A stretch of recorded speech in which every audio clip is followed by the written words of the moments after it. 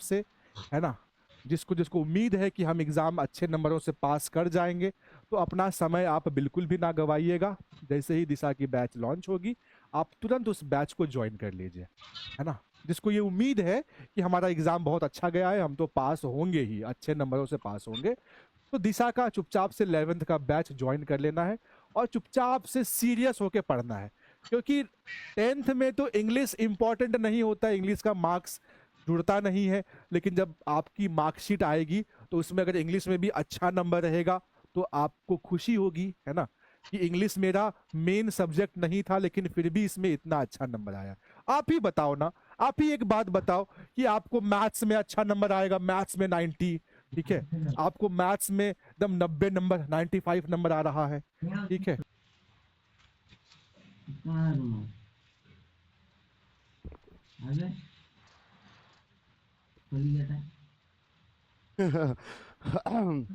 मेरे प्यारे प्यारे बच्चों, जल्दी से लाइव आ जाइए, ठीक है। जल्दी से आपसे बोला, good morning good morning good morning. मेरे सभी प्यारे बच्चों को ढेर सारा गुड मॉर्निंग और ढेर सारा आशीर्वाद। माँ सरस्वती आज आप लोग के कलम और मस्तिष्क पर विराजमान हो और आज का भी पेपर आप लोग का अच्छा जाए, ऐसा एक गुरु का आप सभी को आशीर्वाद है। 12th के बच्चे कुछ पूछ रहे हैं, गुरुजी कब से स्टार्ट होगा? भैया 10th का अब समाप्त हो रहा है, अब 12th में ही भिड़ेंगे, एक दो दिन रेस्ट तो करने दो। घीचा घीची हुआ है, ठीक है ना। दूसरा 11th का बैच आप लोग बोल रहे हैं, तो थोड़ा इंतजार कर लीजिए। क्या सर, एक महीना बचा, रिजल्ट आने दीजिए, ताकि एक महीना में हम लोग भी अपना सारा सिस्टम मजबूत कर लें। जैसे क्लास 12th का बैच शुरू कर दें, नया नया जो हमें स्टार्ट करना है वो सब स्टार्ट कर दें, सब कुछ एकदम परफेक्ट शुरू कर दें। फिर तो आप याद रखिए कि मार्च महीने में, जैसे मार्च का रिजल्ट आता है उसके 2 दिन बाद है ना, 2-3 दिन बाद, है ना, तो रिजल्ट के 2 दिन बाद, यानी कि यानी लास्ट अप्रैल तक आप लोग का बैच आ जाएगा, है कि नहीं है। चलिए, लास्ट अप्रैल तक बैच आ जाएगा। और कोई क्वेश्चन मन में सवाल है तो पूछिए। मिस यू गुरुजी। आज तो प्यारे बच्चों आपको, मुझे नहीं, युवराज सर के बारे में इस सेशन खत्म होने के बाद सर के प्रति जो भी आपकी मन में भावनाएं हैं, आप सबको कमेंट बॉक्स में लिखना है क्लास खत्म होने के बाद। याद रखिएगा।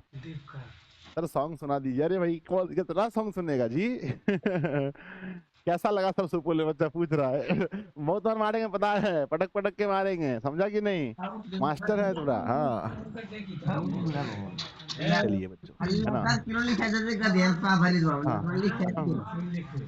हाँ सर, कैसा लगा? तो भाई यही मैं आप लोग को यही बताऊंगा कि आप लोग को पढ़ाते हुए एक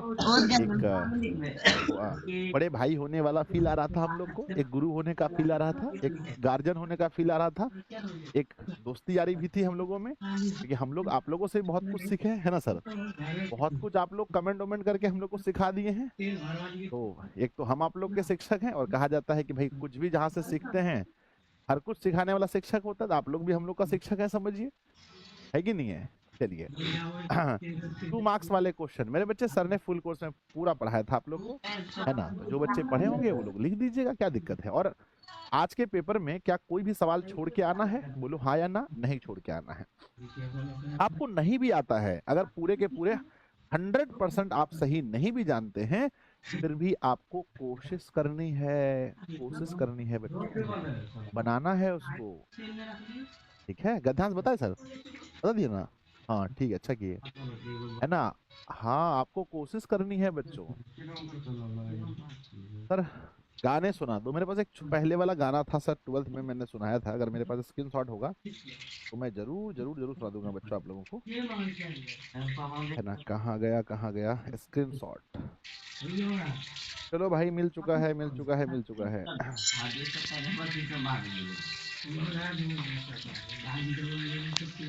अरे ये तो बड़ा खतरनाक वाला गाना है।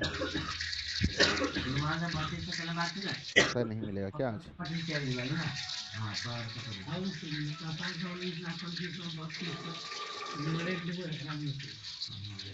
मिल जाएगा।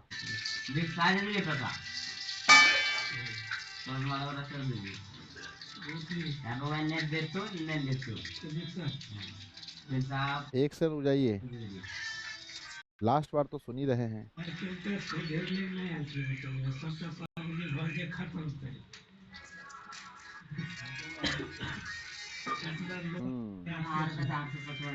कहाँ गया बच्चों?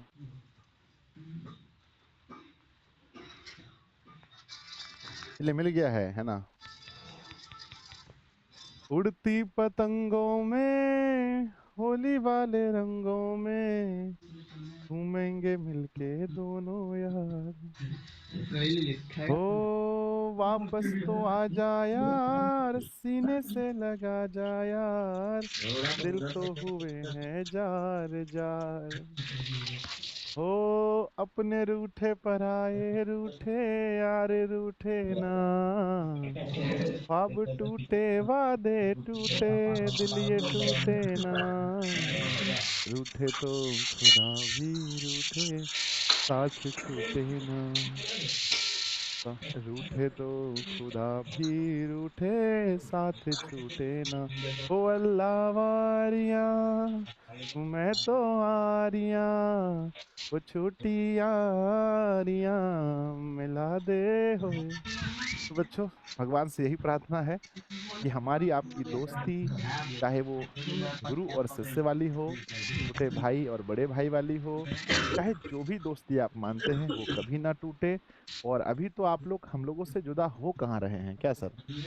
अभी पूरा 11th पढ़ेंगे, अभी पूरा 12th पढ़ेंगे, उसके बाद कॉम्पिटिटिव की तैयारी हम लोग करेंगे। और प्यारे बच्चों कहते हैं स्वावलंबी या अपने पैर पे खड़ा होने का मतलब ये होता है या तो आप गवर्नमेंट जॉब ले लें या तो प्राइवेट जॉब में कम से कम इतना कमा लें जिससे आपके घर में मम्मी पापा भाई बहन सबको आप अच्छे से खिला पाएं, साल में 1 2 4 कपड़े खरीद के दे पाएं, है ना?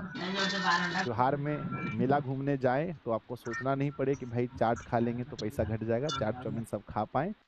कम से कम इतना तो जीवन में आदमी का होना चाहिए, है कि नहीं? लेकिन है ना, मजदूरी हम लोग को नहीं सोचना है। जो भी बच्चे पढ़ रहे हैं अपने दिमाग में मजदूरी नहीं लाना है। कम से कम पढ़ लिख करके किसान ही बनिएगा तो पढ़ा लिखा किसान अलग लेवल का होता है ना सर। अगर मजदूरी भी करता है ना सर, उसी में कोई फोरमैन बन जाता है, कोई राज मिस्त्री बन जाता है, कोई जो प्लम्बर का मिस्त्री बन जाता है, तो उसमें भी एकदम अपर लेवल पर जाना है। तो फिलहाल अभी ये सब नहीं सोचना है कि हमें कोई मजदूरी वाला काम करना है। देखिए कष्ट होगा, अभी तो सबके घर की आर्थिक स्थिति जो है, अपने बिहार की तो हम पूरा बिहार घूमे हैं देखे हैं ना सर। 5% हमको लगता है उसको छोड़ करके 95% की स्थिति यही है कि कमाना है बच्चा को, है ना? 5% ही है जिनका माता पिता इतना पहले से सबल है कि उनको दिक्कत नहीं है।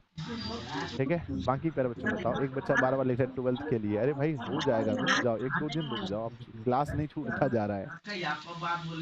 ठीक है, तो अब आप लोगों से विदा लें। और आपने बोला था मंडे से आपकी क्लास होगी, मैंने मंडे को नहीं बोला था, ट्यूसडे बोला था।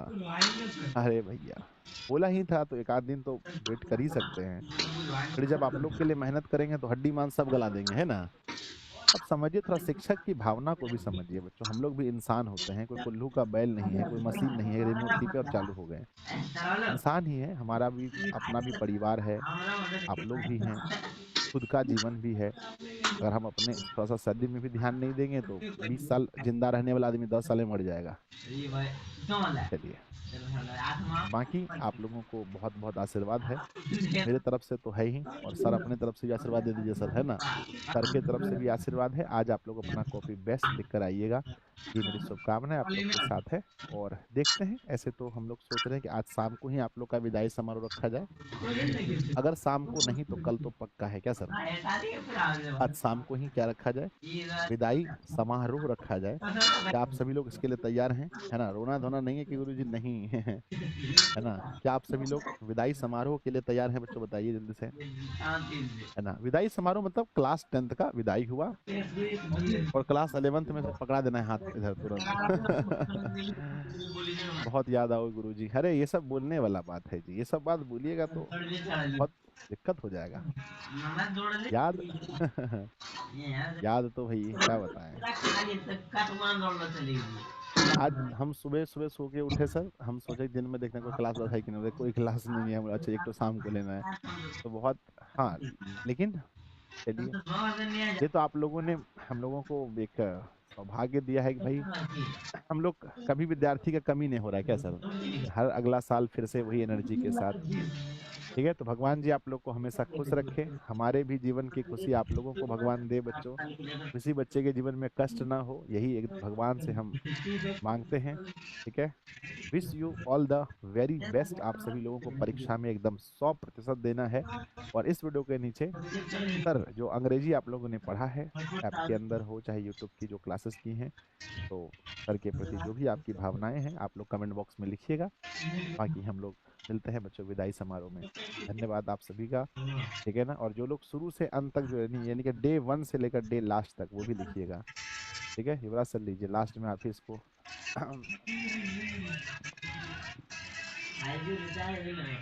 तो चलिए